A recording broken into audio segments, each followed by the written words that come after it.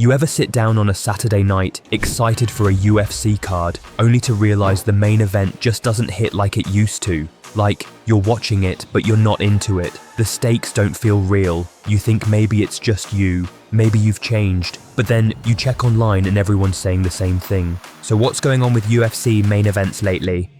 The Apex problem. Let's start with the UFC Apex, that little venue in Las Vegas that started out as a pandemic solution. When everything shut down in 2020, the Apex allowed the UFC to keep running shows without a crowd. At the time, it was genius. The sport stayed alive, fighters kept working, and fans had something to watch while everything else was frozen.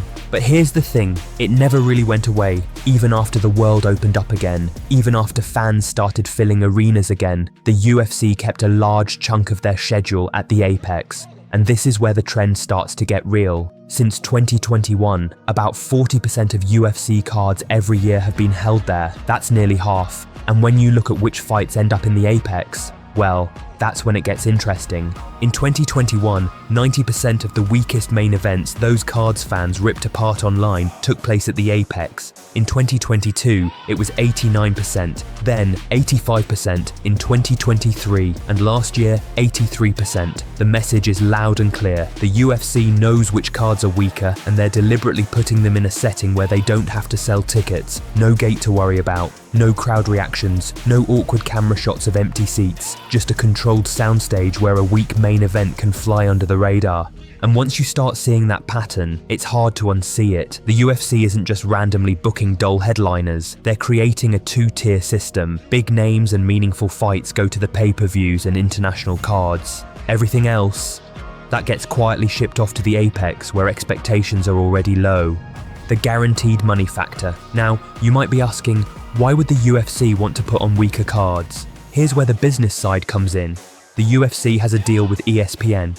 It guarantees them a certain amount of money, regardless of how good the events are. They just have to hit their content quota, so many cards per year, so many fight nights. Once those requirements are met, the check clears. And that's why you get Apex cards with mid-level matchups like Brendan Allen versus Chris Curtis 2 as a main event. It's not because the UFC can't do better, it's because they don't have to do better. They already got paid. That's the power of guaranteed streaming money. It removes the incentive to hustle, to stack every card with something meaningful. If no one has to buy a ticket, if the crowd doesn't exist, if the money's already in the bank, then what's the rush? Why burn a top contender fight on a card no one's going to remember next week? A deal that's running out. Now, here's where it gets even more interesting. That ESPN deal, it's almost up. The exclusive negotiation period between the UFC and ESPN has already passed without a new agreement being signed. That's usually not a great sign. If things were going smoothly, the extension would already be done. But the fact that it isn't tells us that maybe the relationship is starting to fray, that maybe ESPN's not as happy with the current product as they once were, or maybe the UFC is keeping its options open, looking for a better deal elsewhere. But that raises a serious question. If you know your broadcast deal might be ending soon, wouldn't you want to put your best foot forward? Wouldn't you want to make sure your product looks strong to potential partners? You'd think so, but instead it seems like the UFC is just riding things out, playing it safe, giving the minimum.